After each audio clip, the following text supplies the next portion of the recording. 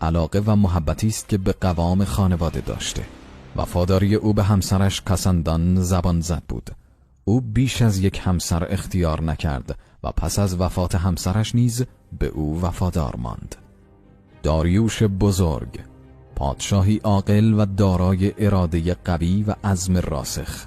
او شاهنشاهی هخامنشی را از نو تأسیس کرد و به آن تشکیلاتی داد که در آن زمان بسیار مهم بود. بسیاری از محققان داریوش را مهمترین شاه ایران دانستند و فقط کوروش بزرگ و انوشیروان را قابل مقایسه با او می‌دانند.